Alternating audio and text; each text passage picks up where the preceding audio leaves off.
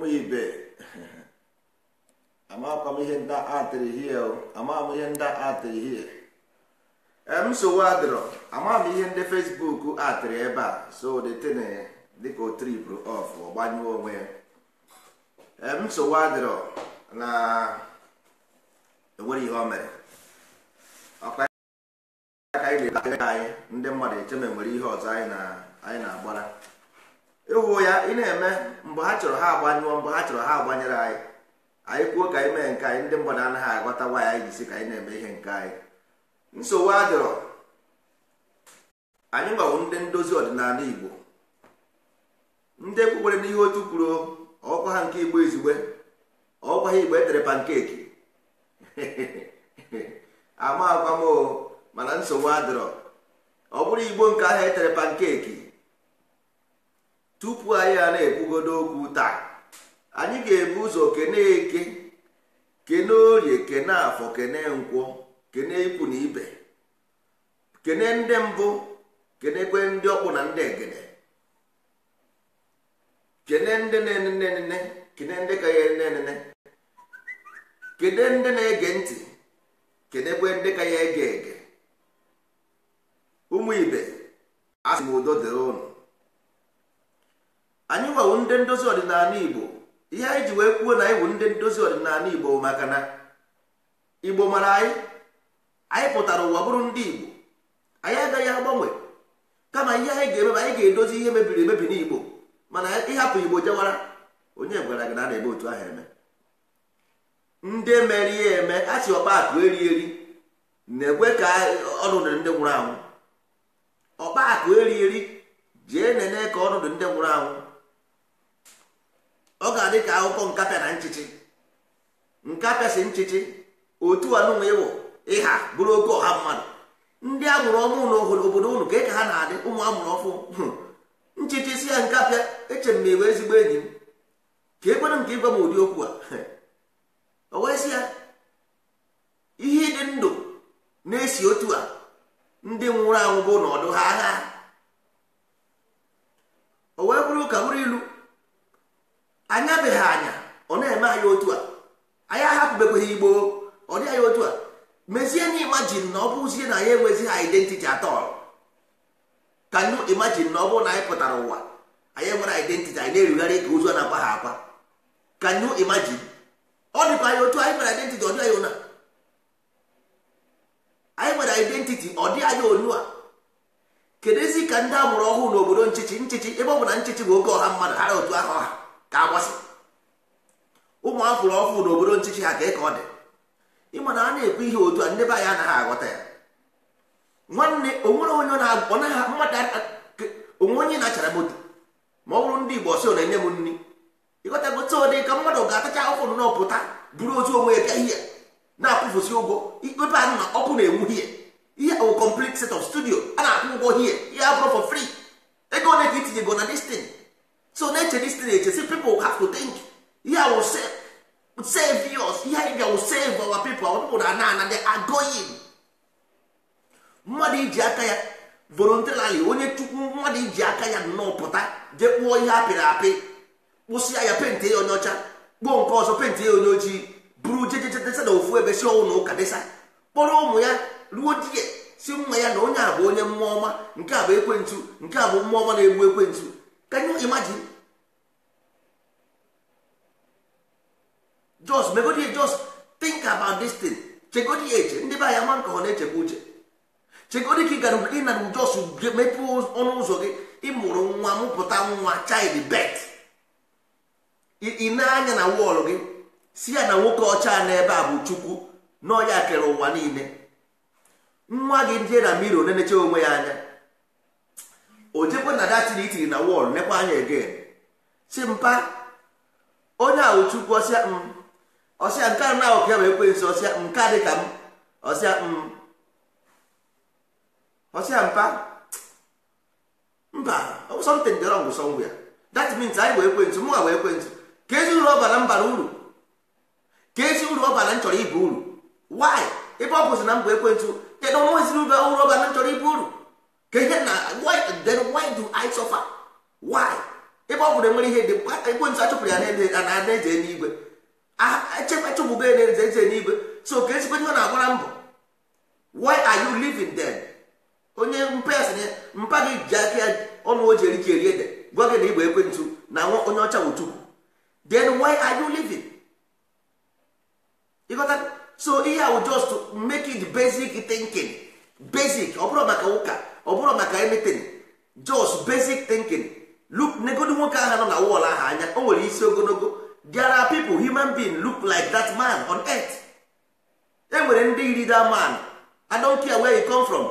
There are some people on this earth look like that man. Oyirom. So ke ka mmesi akpọ ihe na eyirom Chukwu? How come? You got to ke ka mmesi? The problem is how can I do that? Mana ndị by the comfortable na-eme this thing. Ndị by the comfortable, just comfortable doing this thing to yourself.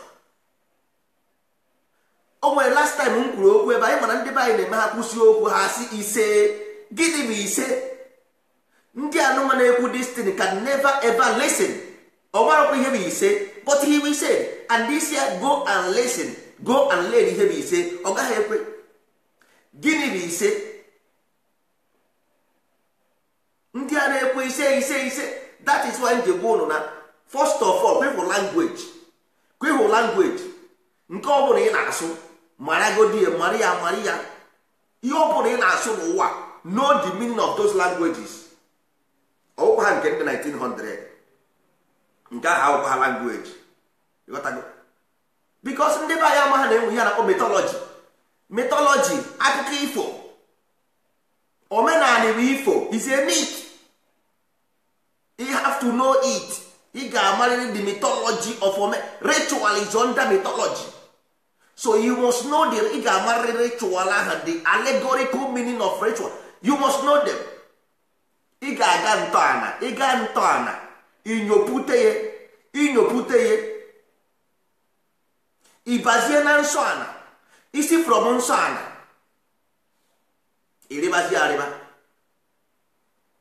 Omenala ahụ unu na-eme, unu kwesịrị ịma ihe ọ bụ, because ọ bụrụ na ịmara ihe ọ bụ, it will kill you. Ọ ga-egbu gị nwọpee. Because mythology will kill.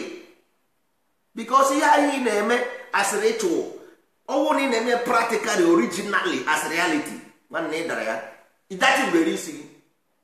Ọ ga-eri isi gị. Nna gị nke bụ eziokwu. Nna anyị ha fail because of simple destiny, because they lost the root. Ha lost to the thing. As time goes on, ka ihe mere, what happened? Ajụọ ndị be anyị ọsị ha jikwa ewere ezigbo mmadụ, nwa bekee ji wee bịa, anyị ji wee nabata ha. Kwuo eziokwu ka ihere mee ekwentị. Say the truth and the truth shall set you free. Ha zụtụrụ ezutu ti mmanya aka n'arụ. Gịnị mere ha? Ka ihe mere ha ka ha mere ya. With the same thing here telling you today. Inwe anwa tinye isi ebe ahụ, you are going and you can never come back from there. Inwe anwa tinyekwa isi ya gburu nna gị, that thing ga-egbukwe gị, because you mara ihe force. You don't know what is force. You mara ihe ọ bụ. Moto na-aga na street, moto na-agba, asị gị gekwe ntị, listen, asị gị exhaust pipe ọ na-eproduce ihe a na-akpọ carbon monoxide na-eme affect elu. Generator na-eproduce carbon monoxide. Nwanne human being machine ka ihe na-eproduce. So this motor ị na-afụ is being built through a human nature. All human being ka nyere ya wee rụọ these things, and they produce carbon monoxide. Kedu ihe human being na-produce? You don't know. That is why you made that thing na-eme, because you don't know what you produce.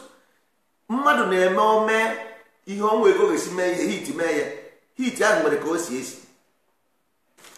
Heat ahụ nwere ọdọ, o nwere ihe ọ na-esi somehow. Kedu ihe mere, ka ihe butere heat? Ka ihe mere ahụ mmadụ ji eme heat? What causes this thing? Ihe ọ na-achọ ịgwa gị bụ na nwanne, you are generating something. Anya gị is burning. Once anya takes something, it burns it into the soul. Onya ka anwụ na-emekwe. That's why o ji asị gị, if you take a CD, i were CD tinye na this thing for record, ọ na-asị gị you are burning the CD, na burn ya burn. that is burning mean record. Burning mean record. Onye ọbụla heat ye na-esi too much, that means na spirit ye dị high. That person kwesịrị ịdị careful. The only problem anyị nwere asị ndị ojii bụ what we absorb so much energy, enwere ihe anyị ji eme. And what happened next? Nwanne ịgba generator gị ọwụ na current dị high, kedu ihe ọ na-eme na ya adụ? Ịgba generator gị current dị high, kedu ihe ọ na-eme? Upon siara gị ọkụ dị na ya adịghị. That is it. This is natural principle. Ihe m na-agwa gị ya naturally. Anaghị m ekwu maka nke no. Ana m agwa gị about natural elemental forces, how they work. Ịgba generator onwe high current, nwanne bọlbụ ahụ niile ga-abọ na abọ. Onye ojii na-eme absorb sun, anyanwụ. Ka m gwa unu something. Ihe unu na-akpa mmadụ one nọ ebe a ma ihe bụ aja ana. Ọnwa aja ana Igbo blaga, kedu ihe bụ aja ana? You don't know. Ịmara ihe bụ aja ana, and ị gaghị ebe ka akọwara gị. Ịmara ihe bụ ise, ị gaghị ebe ka akọwara gị. Agwa gị na all those things ị na-eme ihe ọ pụtara. You don't even listen. Aja ana Igbo. Gịnị bụ aja ana Igbo? Agwara m ndị mmadụ si ya, sand is never aja. Sacrifice is never aja. Pump and play. But ndị be anyị how ma these things. Ihe a bụ is your fundamental human right to know them. Asị onye Igbo, ịbụrụ onye Igbo ikwesịrị ịma ya. Ịbụrụ onye Igbo ikwesịrị ịma na ọjị bụ allegory. Ikwesịrị ịma na omenala umit, no the sentinels religion, all ritual ka a na-akpọ ya. O nwere ihe ọ pụtara. Ihe anyị ji wee tinye ya otu ahụ, so we don't lose the information. That's why we put it there. So that the information will not lost. Ọ ihe ji wee mee ya were mee culture. But what happened? Ndị mmadụ were mere way of life. At the end of the day, what happened? A na-eme n'anya ka ngwụnụ ọkụ ifuru aka ise a n'ebe a. Aka ise a n'ebe a bụ aka mmụọ. Aka ise a n'ebe a bụ aka mmadụ. Eke, Orie, Afọ, Nkwọ, ọkụ ya bụ ịnọ. Then ise bụ the space. That is the present. All the present is steady. That is the God of justice. That is why ikwusi okwu ise. That means n'ịṅụgo iyi n'ihe anyị ṅụrụ n'ihe ọ bụ na ikwutere n'ọnụ bụ ihe ga-eme gị. That is why ise wụ God of justice. That is why ọ ji wee sị gịnị wụ se? Gịnị wụ se? Ị na-asị na-ese foto, ị na-ese foto. Gịnị wụ se? Gịnị ihe wụ se? Mmadụ anyị na-ese foto, ndị Igbo na-asị Igbo, ha mara Igbo. Gịnị wụ se? You don't know. Ngoro na se wụ seta. No, you don't know Igbo. You might say no. Se is seta. That is where they call it set. Ọnwa bekee add there to enu. Greek add there enu Satan. Seta means you, the picture, and the person not present. The third person is present always. The right, higher self, lower self, and you. Three of you present, ever present 24 hours. Because there is space. You must count space always. You can't count space. That is zero. You go zero. Before you go 1, go 2, go 3, go 4. You go take 5 again. 5 is 0. So it's 4. Ekenori na fonanko. It times here with 10. Onye 40 years. 10. Iwu Moses. But 10 castle not is 10. This is here. Nobody is Moses. Here is the 10. Plus ekenori na fonanko. It times here times 4. Onye 40. That is how spirit in the body work for 40 years. You have 40 years. 40 good years to study these things. You don't do that. You say a fool at 40 is a fool forever. Set is light in the dark. Is light in the dark. Is seta. Somebody that is present. Ọ na-ese n'elu mmiri. Ọ na-ese ese. Nyeka aja asị m Osaka onye anya dị n'elu, onye anya n'elu ha. Onye na-ese n'elu. Ọya ụmụ Osaka. Ụmụ ibe. Igbo dị omimi ikwesịrị ịghọta Igbo. Igbo is based on natural element, natural principle. Ịghọta Igbo bara gị uru. o nwere ihe eji wee kpọ ya omenala bikos ọ na-afọ ka ọ dị n'afọ ebe a nke a na-eme ritual ihe niile n'afọ ka ọ dị. So everything enwe ihe eji wee kpọ ya omenala, nwee ihe eji wee kpọ ya ntọala allegory, nwee ihe eji wee kpọ ya nsọ ala, nwee ihe eji wee kpọ ya iwu ala na-eke ka ọ dị bikos eke na-eke eke. That is what fire does. Fire divide. O nweta ihe ọbụla ọgba ya pieces, ọ gbasịa ya ọkụ ha dị na-ana, ọ na-abọọnụ ya. Anything ọbụla fire nwudere ọbọọnụ ya o may absorb because as fire na-abọọnụ ya ọ baa into smoke, from smoke o disappear, it goes back to sun, ọ mịkọrọ ya. That is what fire does. Ọ ihe fire na-eme, nothing more nothing else. That is what fire does. Ọ na-eke ya eke. And the ebe nke iwu dị, that is where the iwu Moses bụ ọ nọ na 40 years with God, ọkwa ihe kwuru 40 days and 40 nights, ọkwa ihe Moses nọ with God, ọmụ kwuru ya. Ụmụ ibe mara asụsụ Igbo, asụsụ Igbo ka eji wee mee ihe a niile. Ọ bụrụ oyibo, ọ bụrụ French, ọ bụrụ Greek, ọ bụrụ Jew, ọ bụrụ Hebrew. Ihe a bụ Igbo language translate. But asị gị mara ya isi mba, nwe ndị na-eme apụtazi esi efe akasịa eke orie afọ na nkwọ, ọkara na-eje ọ hapụzie 4 kara na-eje iju ọsị ya ụdị ọkpara o ji wee were onye mechi ọnụ nke na-akọ. You can never do more than 4 and they kacha ịbandụ ya. That is the symbol of cross. That is the ịbandụ. They have crucified the 4 cardinal point. Na ị ga-adị ọcha, na ị ga-ebi ndụ dịka anyanwụ, na ị ga-eme ịnabata ịnakpuo. Anyanwụ anaghị asị asị. Anyanwụ ụda asị na o mere ndị akọ ga-emekwa echi mee ya nwanne echi. That is why you were called son. Onye ka eji wee kpọọ gị son. Ị ga-ebi ndụ na that is ihe ọbụla ịchọ n'ụwa ị ga-enweta, but you must live this way. Ịrapụ ya kọrọ nonsense jebara. E nyere gị iwu iri ahụ ị na-akọwa, onye nwa bụ omenala, iwu ala, nsọ ala, ntọala, uhie nọ ise wee mechie ya. Ewere ise with space. There is judgment. Ihe ise mean there is not ekwere ego m I have pledge. That is why you igosi ọfọ n'ọjị ise. That means you have pledge not to do this, but you get to make that in the back. You still go back and do the same thing. Oruzie chi pụta complain. Why can't you complain? Ebe ọ bụ na ikwusie something ije mee ihe ọzọ. Ụmụ Igbo bụrụ otu a ka esi eme ya. Inche ifilie eme ana m agwụ n'isi na ọ naghị agụtụ. If motor can generate carbon monoxide, human being arụ mmadụ na-ege ntị ebe a ọ na-arụ ọrụ, working his engine, his machine, arụ.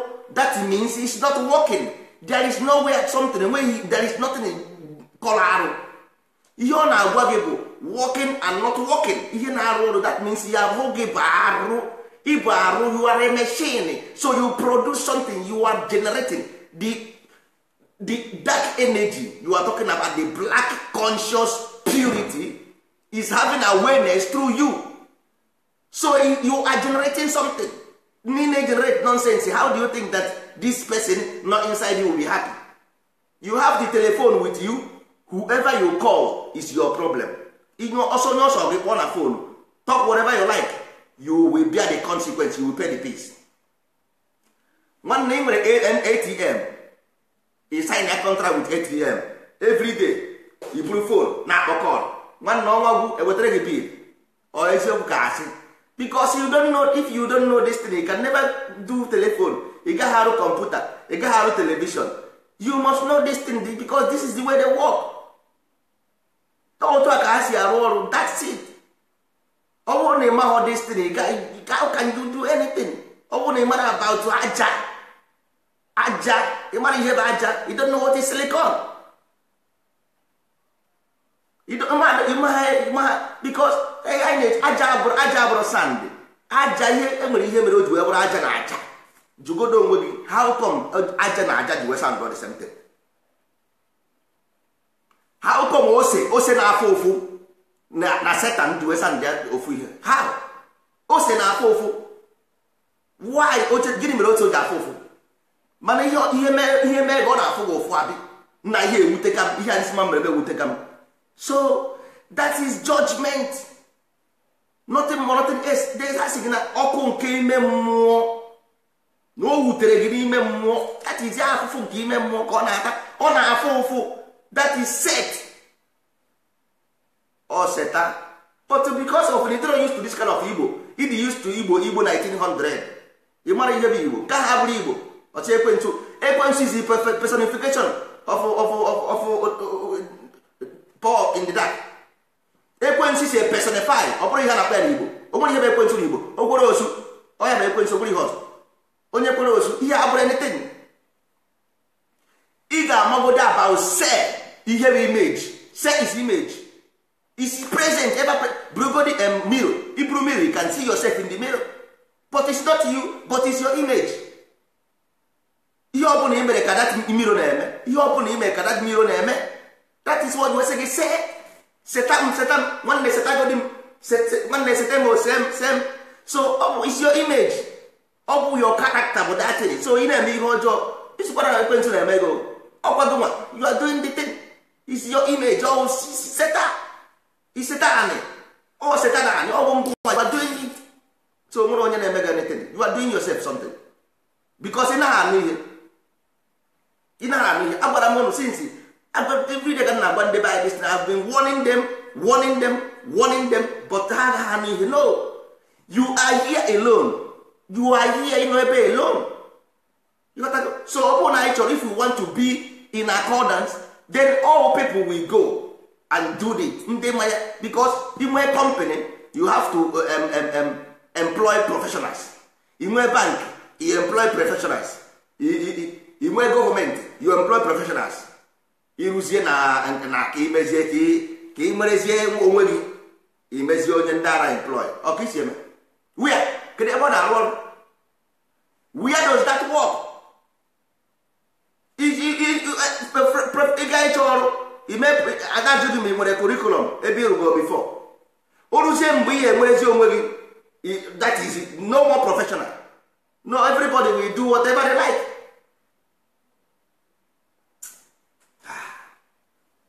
Ụmụ ibe mba, ọ bụrụ ụta ka esi eme ya. It is not done this way. You can even the worst thing bụ na anyị na-eyuzu ka ha na-akpọ ya social media nwa bekee. Social media nwa bekee ka anyị na-eyuzu n'ihe ọ bụla anyị na-eme today. Onye nọkọta ọ na-aga n'ụzọ ofu ihe na telefon ya, ọ sị this thing just happen na chia onye ọbụla ewere eme ga ya na-emebusi a na-echi ya. Imecha anya chi kedu ihe ndị a na-echi ya na this thing. Please read and chia gịnị? Chia what? A na-ekwu na ọkụ gbara afọ, ọ na-achọ ma ọ gbara afọ ọnụ. Chia what? Ndị mmadụ ka na-echi ya. Onye chi ebe o si zuzupụta ọkọ nọnsensị chia ndị Igbo eburu na-echi ya. And ndị na-anya ndị na-echiri ya nsọ ndị Igbo ị ga-ajụ ka ihe na-eme nda gịnị ka a na-echi ya? Nwanne, ụmụnne na ụmụnna, ọnwụ na anyị chọrọ ime n'eziokwu, we must professionalize it. Anyị ga-professionalize ya because iji ịchọ ọrụ a ga-achị professional, iji bankị professional. Ebe ọ bụ na ije na Naijiria ihu Afrịka ha na-eme ọfụma because onye nkịtị bụ gọọmenti. Onye nkịtị bụrụ gọọmenti obodo nza bụ eze. Don't you know how it works? Ndị nkịtị bụ ndị senti na ndị nkịtị pụtakwara again na-asịkwa na ha ga-eme omenala Igbo. How can that work? Onye na-ekwu datin o doro ya anya sef na ọ marakwa about datin ọ na-ekwu. He knows you don't know it. Mana instead of him to go and sit down or kama ya galụda kama ka o mebie ya, kama ọ ga-ahapụ ya kama ka o mebie ya, imebie onye ọbụla nọdịkwa. Onye ọbụla anọdịkwa ya ahụfụ amaghị ya ahụ. 1966 ịmụrụ na ama history. 1966, before 1966 Igbo land the economy was growing 40% per annum, the fastest growing economy on earth, with the presence of British. With the British presence, so 40% per annum, the fastest growing on earth. Can you hear me after the war? What happened? Because you don't study what happened. That's why you are still where you are. Because how come 40% per annum, fastest growing economy? Go and do your own research. 40% per annum, fastest growing on earth, a society nwere highest factory on earth. Everywhere ga-emepụta, every street nwere factory, every street, every family nwere entrepreneur na ya family before 1966. jee jụọ ese, go and ask ka ihe mere anyị amara ihe mere. That is the case.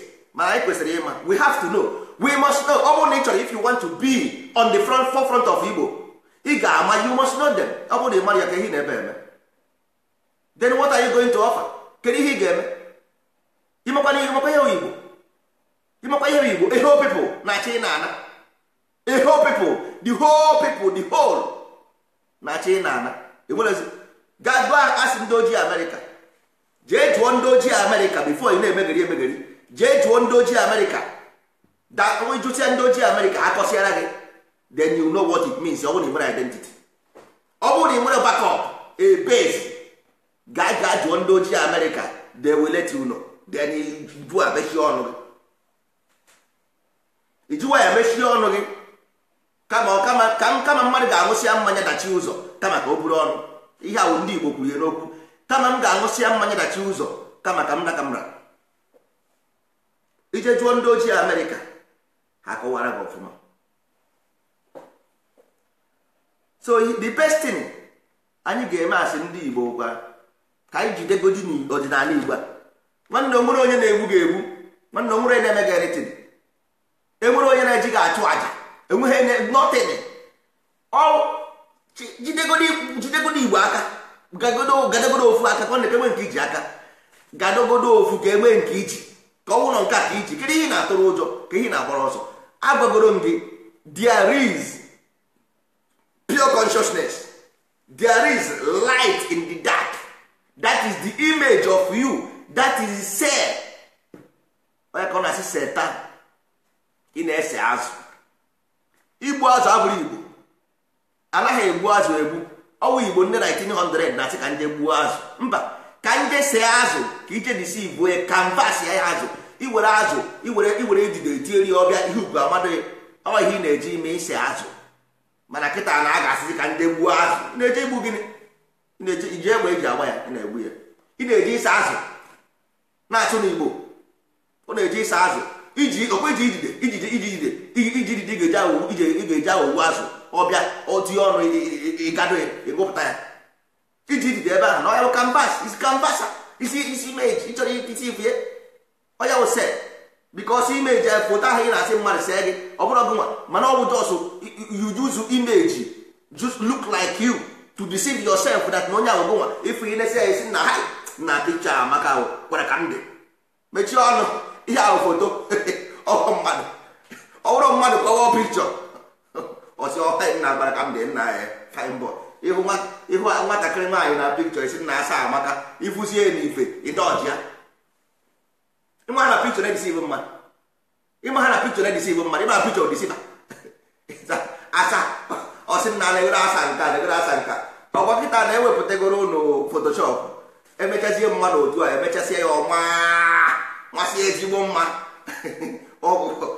ịhụzi asa ọ na-ama mbọsị gịnị ha ga-emezi appointment ịdapụta otu a ịnọdị fireplace site ya nwa disef na ejiwa ya nọsigodi the other side ijiwa si ụzọ nke ọzọ wa ọrụzie kpọọ gị na fon ịnọdụ n'ụzọ isi ya sorry enwere onye kpọrọ m na nwere important something, nwere onye ahụ adịghị na be anyị nsị ka m gọchi ya bụju ụlọ ọgwụ, mmebi ka mkpọ gị na mpụta leta asị o discharge go ọwụ dịsi ihu ụkọ mba asị enwere gị nwanne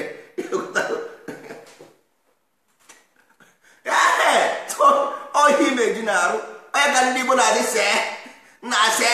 siara m asị deceive me, onye ka ndị Igbo na-asị deceive me, Satan, onye bụ Satan deceive me, ọgwụkwọ na edisive ọnwa ịchọrọ ise foto ọnwa dị ise oge ịchọrọ ise na use dị foto na izete foto ịpụta isi na kameraman emebiele gị foto.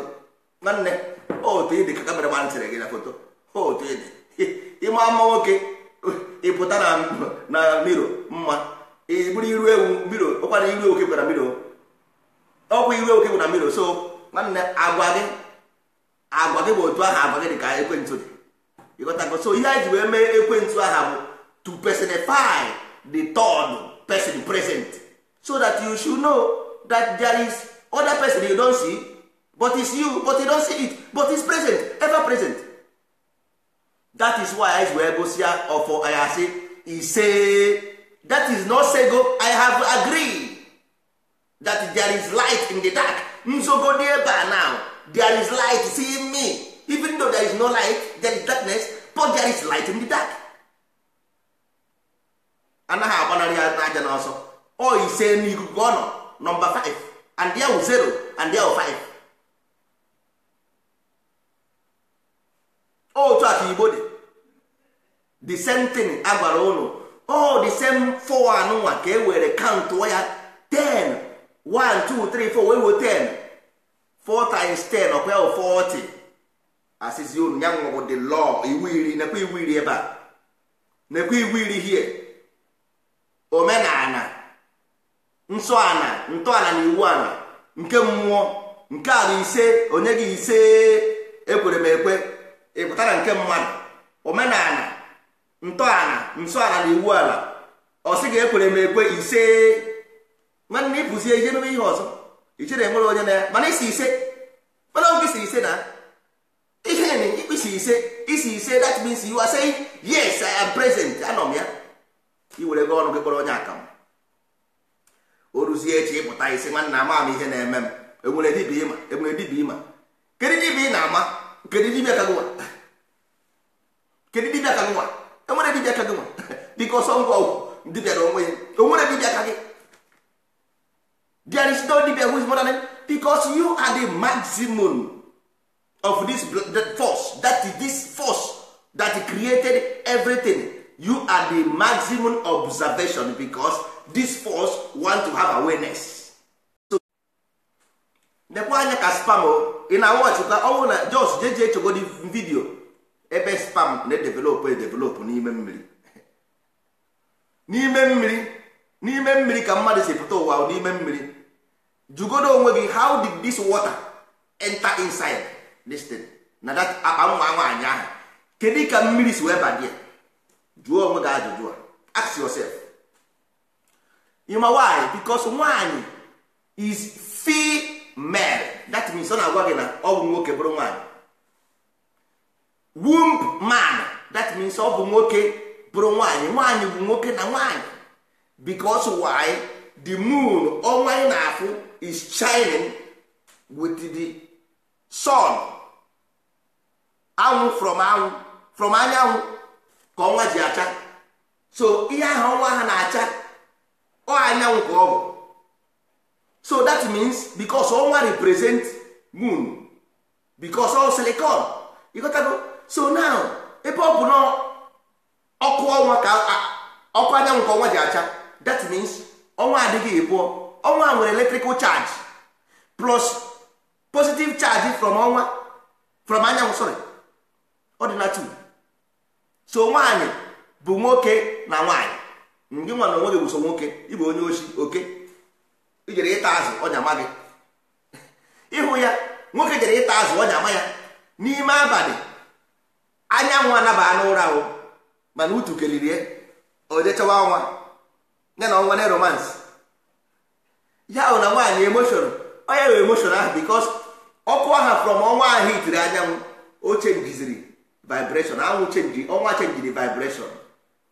You got to go. So ihe ọ evolution, not evil. You got to go. Evil mean evolution. So mgbe ọbụla ị mụrụ nwa ọfụ is called evolution. All the same person where the sperm is trying to evolve is an evolution, not evil. You got to go. That's why life is evil. Ịkpọgharịa evil isi ọrụ onye gị life. You got to go. So all evolution without no nwere ihe ọrụ evil. You got to go. So rapụ ihe a akụkọ ndị nta akara. Ọ mythology eji eke society ka ndị mmadụ gara ị na-eme ihe dị mma, na-eme ihe na-adịghị mma. Mana all this base ihe na-adịghị mma, social ihe na-adịghị mma, nke ahụ government policies. True onwe ihe o nwere ime with life. Nke ahụ government policy ka ọ bụ. So ọ bụrụ original. so ị kwesịrị ịmagodo original ime original you can respect government policies maka ọ bụrụ na imerọ ha atụọ gị nga ịghọtara but at least ị ga-ama the pure one. That's why ị gaa na ụlọ ụka ndị katọlik ị ga-afụ sign of azụ anyị ga-afụ azụ ebe ahụ ịghọtara gị ga-afụ ya you must see azụ ịghọtara so bara uru na mmadụ na-atụrụ ibe ya asị so ihe a na-agwa gị bụ na isi n'ime mmiri pụta and ọ mmiri ebe aha ka the energy aha jere condense ya the energy that created the earth condenses in the river na mmiri ka ọ nọ. That's why ndị Igbo ji ekwu mgbe ọbụla na-asị mmiri mmiri mmiri mmiri but because of ritual ha amaghazi the mythology of ihe meanri by that. Virgin Maria ụnụ na-akpọ Virgin Maria Virgin Maria ihe a na-ekwu about those things in woman's womb. Kedu ka those things si eme every month ụmụ nwanyị develop to ovule. How does this ovule who give birth to ovule? Ụnụ amaghị na ovule life. Ụnụ amaghị na ovarium that ndị na-afọ ụmụ nwaanyị life ọ bụ. Don't you know? Ịma ha na ebe ahụ ka nwa si apụta. Ịma ha na Virgin Mary. Ịma ha na ọkpakpa nwa bụ Virgin Mary. Kedu ka mmiri ahụ si wee pụta dị? How do you know how dot water come there? Ịma ha na datin bụ Virgin Mary. Ichere enwe one virgin nọsọ nwa ya mụrụ mmadụ. Ọ bụ akpa nwa that is life a na-ekwu okwu ya akpa nwa ahụ anya ha bụ n'afọ every month then develop this thing. Inwe ahụ je njin oke nwe ahụ aruo die that during that period nwa baa aba ozugbo ọ ga-ekwu dị nwa kuo for 9 months nye ya nri nwa ha ligide nri ahụ tiri ọpụta ebe again. This is process of life. Unu chere enwe virgin enwe ndị Igbo personify electricity inside the river were eke unu ama na eke electric were eke were nwaanyị aha wụ symbol of nwaanyị na nwoke because nwaanyị abụrụ nwaanyị na nwoke so symbol of nwaanyị anyị fụ dia feminine principle and masculine principle with eke ahụ ọnya n'onu eke ha mean electric energy eke ha mean energy so all the whole energy on earth condenses inside water all of them.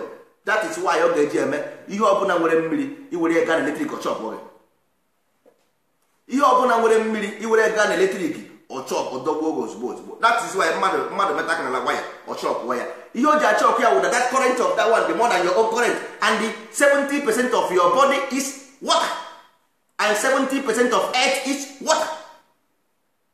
70% of ụwa bụ mmiri 70% of ahụ gị bụ mmiri so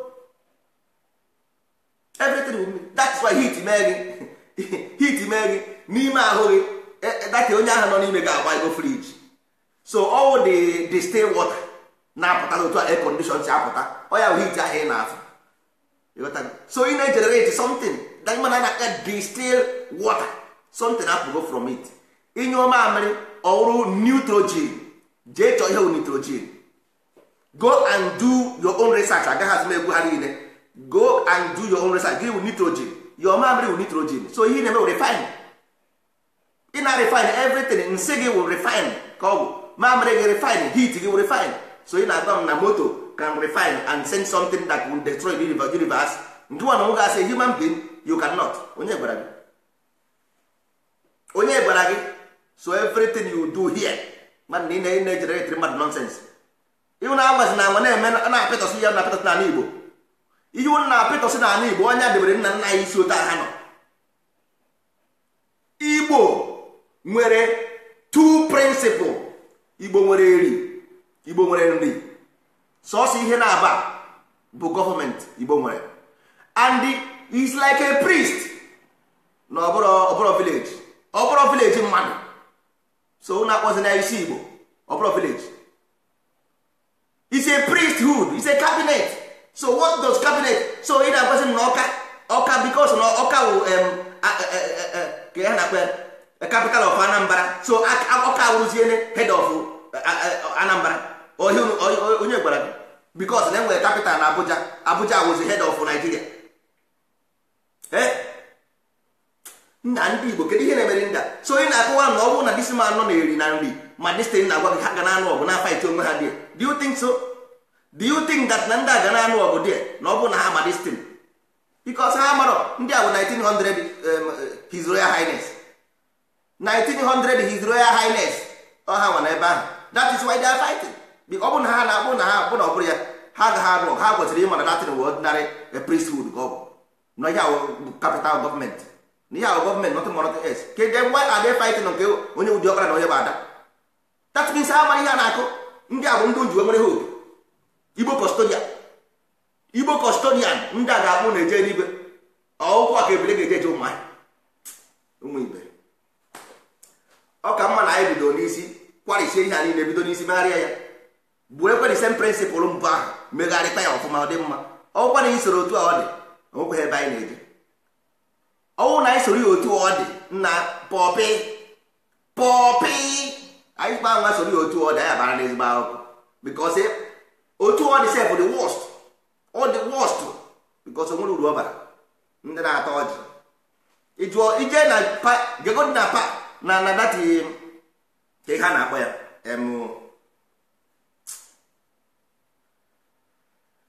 ị gaa na paliamenti ndị akọ mgba ya paliamenti ka makpọ ya ebe ndị eze ndị His Royal Highness ya na anọ eze 1900 ya jugodi ha kedu ihe wụ this thing ya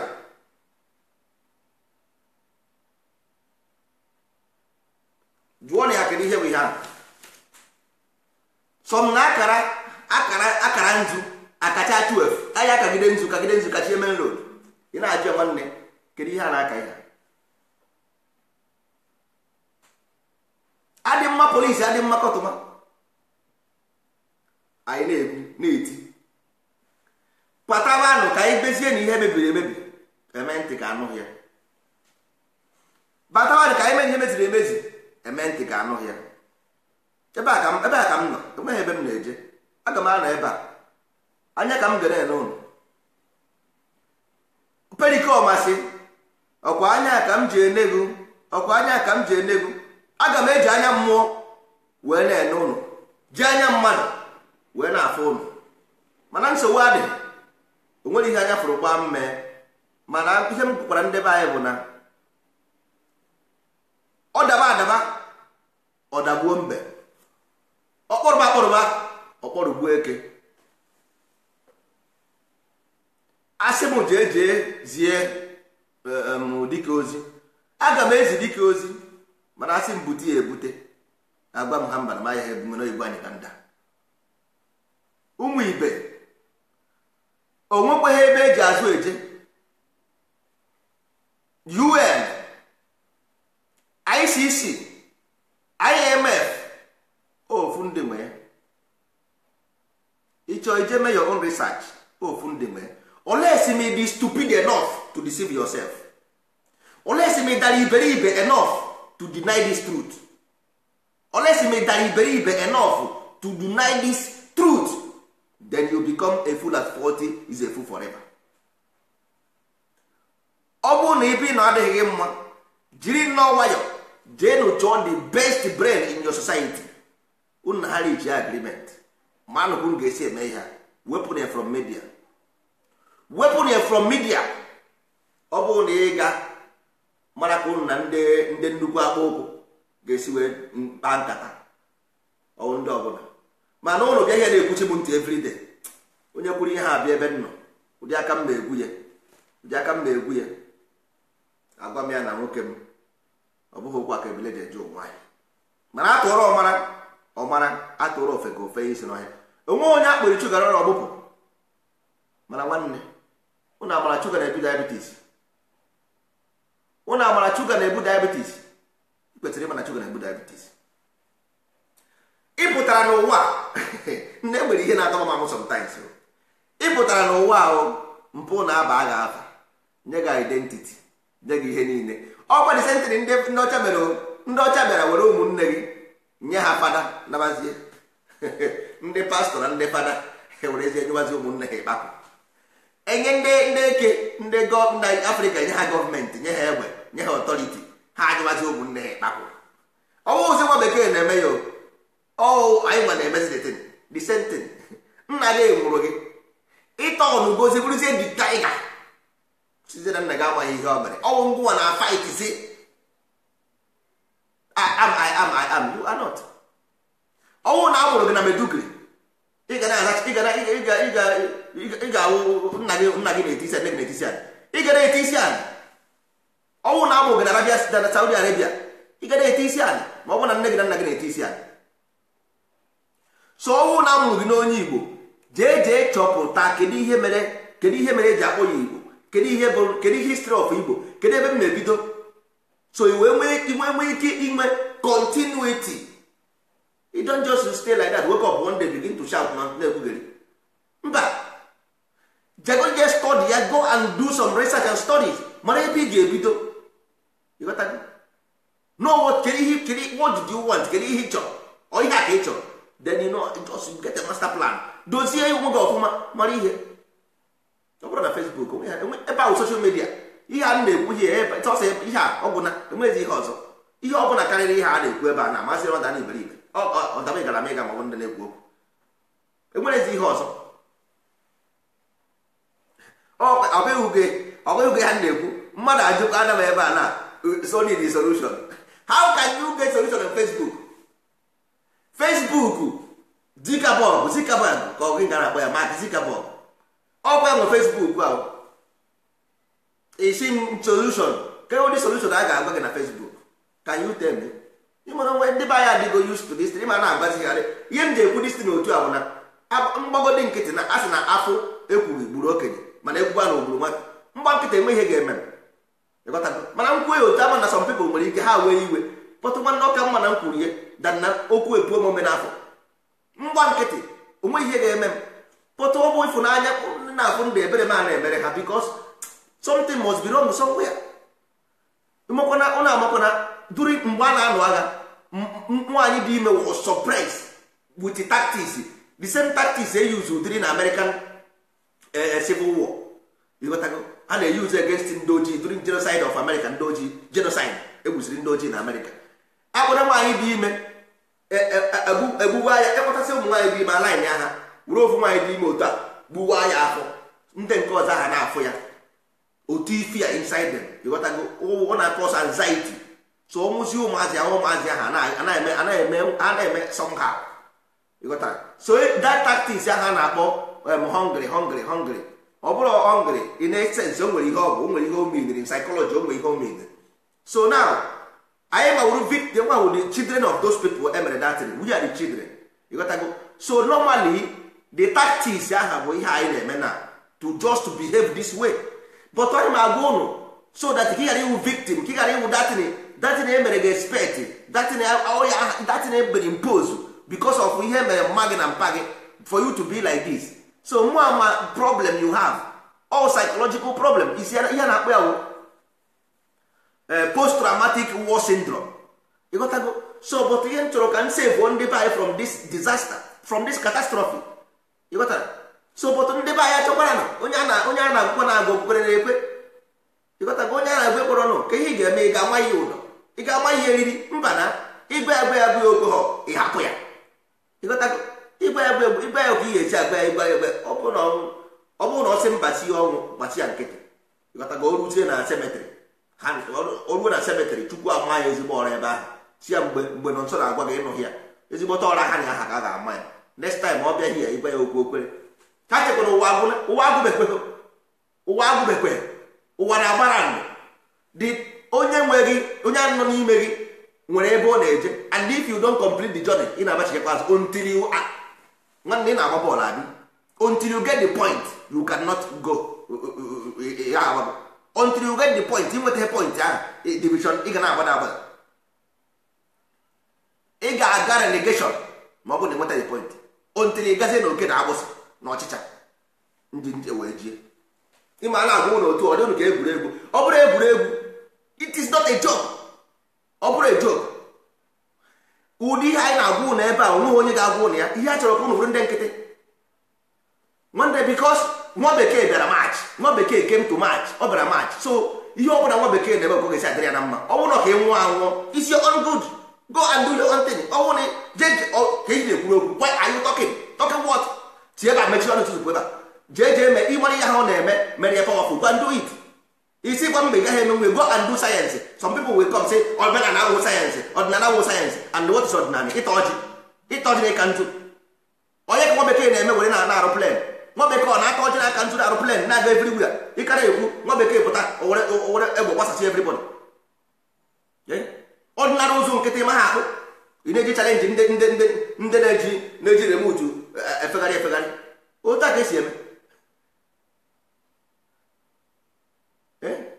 ọ bụrụ otu a ka esi eme ụmụ Igbo so anyị kpetete nọ n'ụra anyị bilie anaghị eweta ya n'iwe anaghị abata ya na mba jee jiri ire gwa eze gị ọnụ otu a ka esi eme ya nwa bekee abana bụ na ọbana nekwe ihe ọ na-eme ebe niile nke anyị bụ nwa bekee krieti efe mfon anyị na-eyuzu nwa bekee mere ego anyị ji eri nwa bekee mere tv nwa bekee ihe nke egbere nke anyị metiri nwanne ke nke anyị na-agbaziri mba black and proud and black and proud ọhịa ka anyị ga-eri black and proud ka anyị ga-eri nwanne ọ bụrụ ya so onye ọbụla ntị gị na ndozi ọdịnala bụ I believe na nka na ụzụ sọsị ya ikwurukwa ihe ọzọ bụ ị na-ekwuru onwe gị ịkara nju aha bịa ebe a jụọ m gị ihe nju ahụ pụtara and ọ bụrụ na ịgwọrọ m ya anara gị nju ahụ kwụwa gị anya isi ịtara ọjị ahụ abịa ihe asị m gị nwanne ka ihe ọjị a pụtara ikwuru ya bịa ebe a ịsatagha m ihe ọjị ahụ pụtara m nwere ọjị ahụ etibe na katapọtụ were gbapịa gị anya and onye ọbụla m nwudere na-achụ aja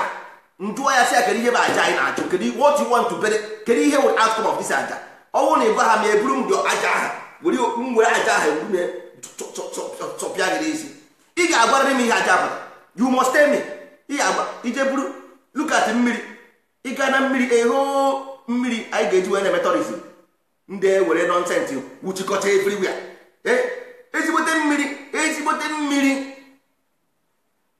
mmiri a ga-eji wee metọrizm ewere rọbishi ọbara ọkụkọ ọbara ewu tụchikọ ebe niile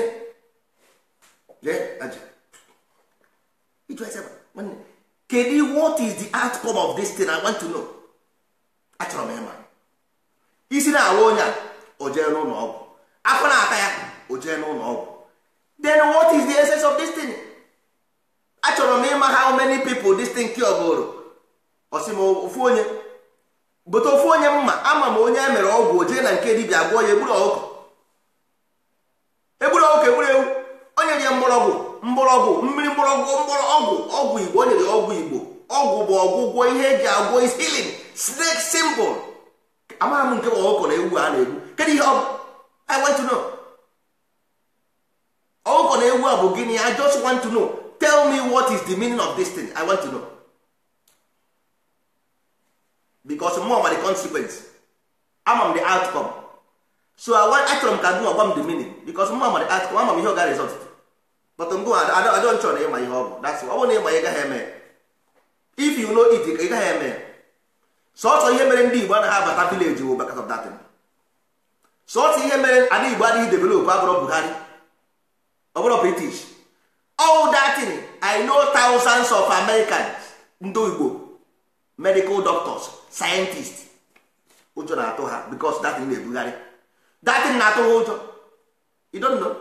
Ndị ahụ ndị too na Society of America ebe mmadụ na-aga n'iro n'ụtụtụ na-aga n'ife na-aga n'abalị ọ bịa na be nna ya his own father's land ọ gaghị agagwu n'iro. Shame on you. Ihere megbuo ụnụ ịpụta na-asị nsị Buhari nsị nwa bekee. Your brother cannot even come village ngwa gị na because of this thing your brother have a village isi bụ mba because sọsọ dibịa bụ onye na-anaghị atụ ụjọ na be na temple ya. So dibịa anaghị atụ ụjọ na shrine ya. Onye ọbụla gaa na shrine dibịa na-atụ ụjọ apart from onye nwe because ọ dibịa ma ihe o nwere ebe ahụ. You don't know what is there. Dibịa ma ihe dị ebe ahụ but ngwa amara so onye ọbụla gara ebe ahụ na-atụ ụjọ jiri isi ebe gị mara bụ onye ọzọ. Ọnwụ na anyị chọrọ ibu uru ka anyị gwa onwe anyị eziokwu.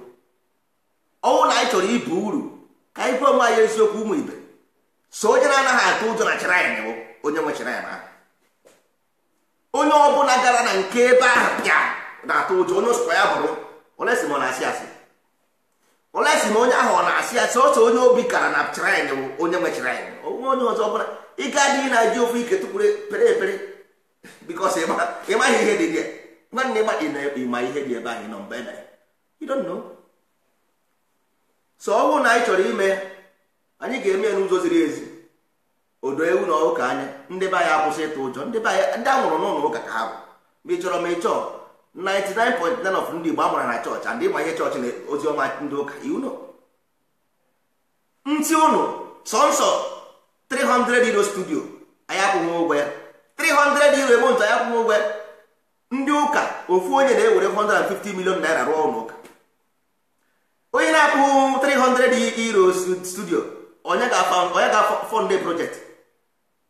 Ọụkwụ a ka ebule ga-eje eje ụmụahịa. Ndị ụka ji ego to fund project. They have the money. Ngị nwa na onwe gị ijiri change pay, ijiri afọ. Ma gị ma ọkụkọ gị ma ewu gị ijiri afọ. Nsị gị na enwe project of 100 million for cancer research na Nigeria. Technology ijiro. Adị mma police, adị mma kọtụma. Ndị ụka ji church, they have money. But because of na a sị na ị na-ebe ọdịnala, ụjọ na-atụ ha n'ọdịnala. Ntị ya mba ọdịnala anaghị aka njụ. Ọga na Facebook wepụtara m ebe edere ọdịnala, ebe gburu ọkụkọ gbuo ọbara, ọsị nwanne na-eyi ebe ka ihe m ekwuzi. Ntizie ndebe anyị mba ọkwụrụ unu emebie nene plan eji na ka e wee mee ihe n'ala Igbo. Ọ sị ihe a na-atụ ya ụjọ na ọ na-eme mgbe ndị a na-eme enye ego ha were ji ego jee na jee mee ọgwụ. Ihe awụchi ya na Hollywood na Nollywood. But we must prove them wrong. How do you prove them wrong? Ịgekwa na Facebook were the same ọkụkọ were the same ewu tinyekwa ebe ahụ. How do you convince this man again? Nwanne ihe ọsọkwa gị mee, that is what they think, and they are majority of them. Ha are majority 98% ka ha bụ. So how do you convince this 98%? Ọ bụrụ by is my right, no. Ndị politicians na-akwụ ihe voters na-anụ ewe vote ha. How do you convince this 98% people?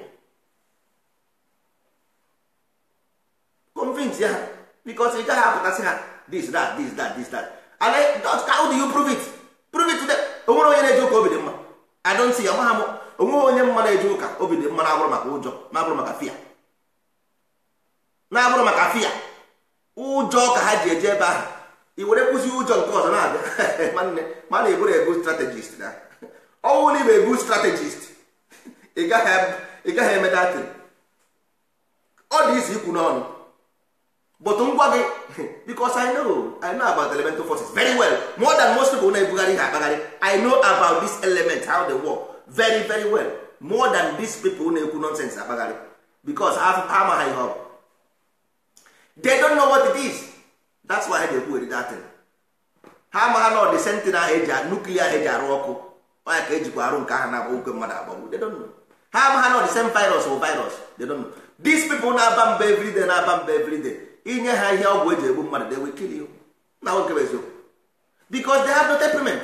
If you don't see them, they have no temperament. Inye ha dị ọgwụ ha ewere egbuo gị first. Ọgwụ a ga-egbu egbu. That is why nwa bekee ji wee sị na ndị Afrịka agaghị arụ nuclear power. That is why ya nwere ọkụ. You don't know why ndị Afrịka nwere ọkụ. Ịmara ya nwere ọkụ. Ọnwụ na Afrịka nwee company enwere n'Europe here. The whole Africa, ọkụ niile dị na the whole Africa agaghị arụ ọnụnụ one company enwere na Barcelona.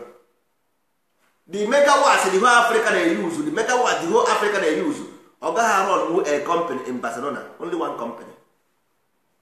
So ka i wee for how difficult things dị, and until you prove that you can stand the test of time, nobody will let you do that. Ha gaghị egwe gị mee ya, because ha nwere ihe niile to kill you. Ha nwere everything to gbuo gị enwuo. Ịwa anya egbuo gị by force, then Gaddafi na ịwa anya egbuo gị enwuo pịa. Na-agba ndị bayị tiri nobody will save you, because ka ebe ị ga-agba eje ịgba na UN ha nọ, ịgba ICC ha nọ, ịgba IMF ha nọ. So where are you running to? Nwere ebe ị ga-agba eje iwesie iwe commit suicide nke ahụ aga. Iwe gị niile only suicide gị nwere commit pig. That's all. Nwezi ihe ọzọ nwere ike ime. And that is pure truth. Unless you prove yourself worthy, then ị bịa na tebụl nọdụ anyị soro ha ṅụọ kafe akpa nkata, then agwa gị kedu ihe ị chọrọ, ekwuo ihe ị chọrọ, enye gị ke side nke ị ga-esi side akọ side enye gị nke ị chọrọ iwere. That's it. That is club. Ịbaga na club a na-akpa nkata nọdụ n'oche a na-eri ya na-achịrị, ma ọkwa na nke isi na nwanne David na Goliath na Bible ka ọ na-eme na story of David and Goliath. You don't believe it, na ha ejezi ụka, but your attitude bụkwa David and Goliath ka ị na-act. All David and Goliath ka ị na-eme because catapult ka ị ga-eji wee gbagbuo ndị ji drum ka ha ji abịa ọnọdụ na be ya otu ọdị champen na tebụl were remote na-apị ya na-aṅụ champen, ọ pụtara vileji ụlọ ọnyụọ ya pem pem pem pem pem pem pem, ọ nachiyakwa azụ nyanwa na-agbara gem na ya na-aṅụ champen. Ọ ka ka bọọdụ gị ga-eji weso nda olet ụnụ anaghị ekwu eziokwu, ndị ha etere m asị mụ nwa na onwe m adị m ọkụ nwere asị mmadụ ekwere abịa n'akwụkwọ mmadụ ekwuru asị ha bịa n'akwụkwọ bikọs ndị be anyị laikere asị mgbe ikwe ha n'eziokwu ọsọ apụọ ha n'ụkwụ asị. And that is why onye ọbụla complain isi nwa bekee isi ya na-asị ka ọ na-asị he's a liar. Onye ọbụla si nwa bekee asị ya si ya na ọ bụ asị ka ọ na-asị is a lie. Quote me right. Other head you don't want to ọ chọrọ just gị believe what nonsense. Ọ bụrụ eziokwu enwe ebe ọ sara ahụ jee chere tawụrụ gị ebe ahụ. Ndị ndozi ọdịnala gara na Leja is empty, nobody is there. 2000 years history, nobody is there. Kedu ebe ụnụ nọ na Lagos na Abuja? 2000 years history, ebe anyị kwesịrị iji wee mee highest tourism place na Africa niile a na-eje. The whole Africa, anyị nwere we have a proof that Egyptian book of the dead was written by Igbo people. We have proof to make Igbo land a tourist ground on earth, the best tourist place on earth. Anyị nwere proof to do that. If they buy something there is a proof go say na Igbo land they started everything, na people rule everything. Even the Egyptian book of the dead was written by Igbo philosophers. We have the proof to do that. They buy a nonsense because of fantasy, desire. You want a desire. Nwa bekee desire. What you have is nwa bekee desire. Your picture is deceiving you. What you call life is nwa bekee jealousy and a bleaching cream. Isi ndị ọcha n'isi nke a nke ọpụta ọtị ma black and proud. Mgbe ikwu ya mbịa ebe nọ were ma ọra machie gị anya black you are proud. N'ụlọ adịghị na-akọ ihe ọ ka mma ka ikwere na ozi ọma ndị ọdịnala ikwere kwesịghị ike ịghọtago ụwa o biznes. Nwa bekee bịa isi anọdụ anị let's talk about the business.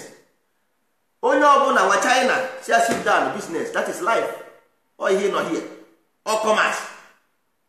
Life is commerce because obodo oyibo ahụ somebody own the company.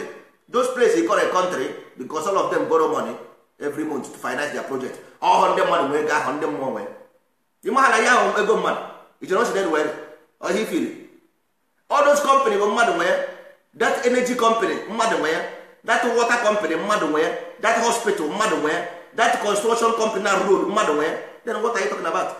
Because you don't have them in your place. Because you don't know mmadụ nwee. Had it been no mmadụ nwee, you should have them in your place.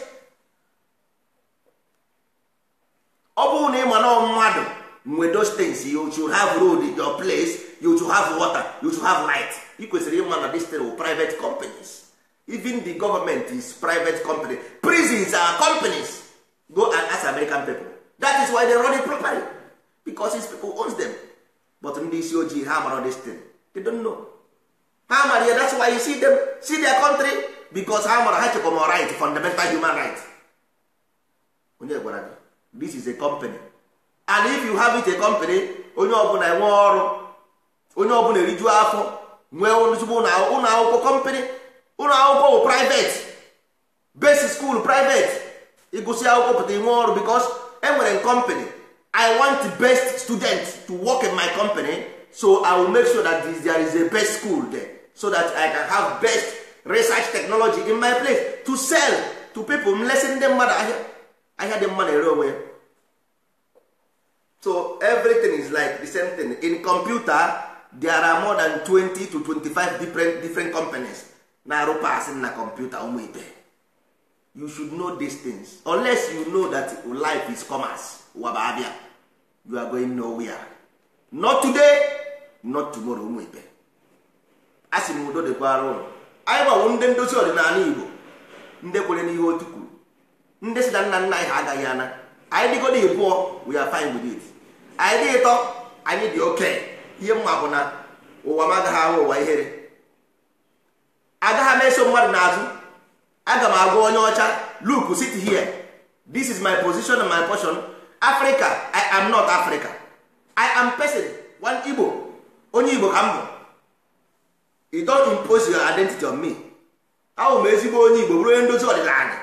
If you want deal, we talk about business. Talk about interest, I talk about interest. The same thing to China, to North Korea, anybody. I don't care. Mana ihe mma bụ na ihe m chọrọ bụ ka investment ihe ọma bata n'Igbo. Achọghị m ime onye ga-awụ the beneficiary, mana ihe m chọrọ bụ ka ihe ọma bata n'Igbo. That is my mission. And achọrọ m ka ndị Igbo chenjie ka ha si eche uche na ọ ga-abara anyị uru, bara ikwu bara ibe, ka ha chere uche ka mmadụ, ka a garazi iji eme akaja nke a dị ahọrọ ndụ.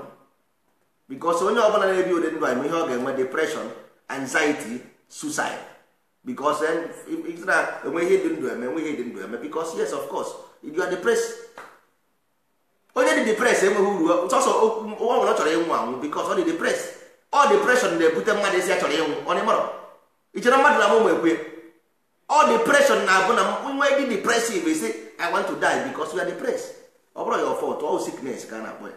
It's a psychological sickness, all disease. So ndozi ọdịnala ihe anyị bịara ka rescue gị from that bondage. Never mind, never mind, I don't care. Ihe mma bụ na afụrụ m Igbo n'anya. Onye ọbụla kwere na Igbo afụrụ ya ma ya n'anya. Ma ọ na-atọ ọjị ma ọ na-aka nzu, ma ọ na-atọ ọjị ma ọ na-aka nzu, achọkwa m ịma. Afụrụ m ya n'anya anyway. Mana ihe mma bụ na tomorrow the person will be the beneficiary of ihe a na-eme because ọ bụrụ mụ ga-abụ beneficiary. Onye ọbụla bụ onye Igbo, onye a na-aka nzu aha, onwe ọrụ dị echi n'ala Igbo, ọ bụrụ nzie debe na ya adị jee chọọ ọrụ ebe ọ ya arụ ọrụ. Onye na-eje ụka, ọrụ dị echi odebe Baịbụl ya na ya adị jee ọrụ. Onye na-ete isi ala, ọrụ dị echi o bụrụ Koran ya desara ya adị jee ọrụ. So nwanne, first of all, unu afọ ụlọ ọrụ ka anyị nweta ha n'ọrụ ihe niile na unu afọ ya. Anyị agaghị eme ka ọ dị ka Las Vegas, mana anyị ga-eme in a way because we don't have to learn from these people. We have to study them, use the same method but in our own level. I have studied it, then let us apply, ka anyị apply the same method but in a different level. Anyị nwere ike ike nwe ọrụ na bad, we can have work. Most of us with our companies, most of us. So ihe anyị need ime were all those boys pụtagoro na school matụ ike small, nye ha proper training, may employ with the things in our land, agriculture, metal, technologies. Anyị nwere ike ime nwe, we can do that in any which way. Even though we can contribute and produce 40% of what we consume, anyị mee ya ọ bụrụ tax ka anyị produce 40% of what we consume. Everything about ihe a na-eri n'ọnụ, I say that is our target is produce 40% of what we consume. You know how many jobs you create? Only this thing can create 20 to 30% of ndị Igbo na Igbo job. Just only this thing now, now produce 30 to 20% people na Igbo nwa aka ọrụ. Ị na-akwụgodi ha 20,000, 30,000 naira. Onye na-agba ọkara na-agbata ego na emont. Ị na-akwụgodi ha 50,000 naira. O zuoro ime everything, kwọrọ nwa ya ụgwọ akwụkwọ, rie nri, juo afọ, chọọ ihe ọ na-eme. Mana ị na-agwa ndị be anyị sentensị otu a, adịghị ka ị na-akọ akụkọ ifo. Mana ọ bụla akụkọ ifo, this is ihe ahụ reality. Onye osimiri ofere okwu ya ka ọ na-eri. Ịma mmadụ ụra ụgbọ nọ respond, ị narụ na ya adịga na-eche uche. Mana ịma mmadụ ụra ọmapụta gị at least, ịma na at least onye mmemme gwara anaghị ese okwu. Mana ọ gbaghị nkịtị, ị ga na-eche nna ha this guy mmadụ ụra ọmapụta ha meme ha. So ọ ka mma anyị folo ndozi ọdịnala agara onwe anyị, these people will become worried. Ọkwa ịma ha ga-adị, ma ndị ọcha ga-adị worried ka ihe ebe ka ndị Igbo arụ nwa nọzi, maka ha laikere otu anyị si ekwugheri na yes ha ma na-enwe ihe anyị dị mma ya.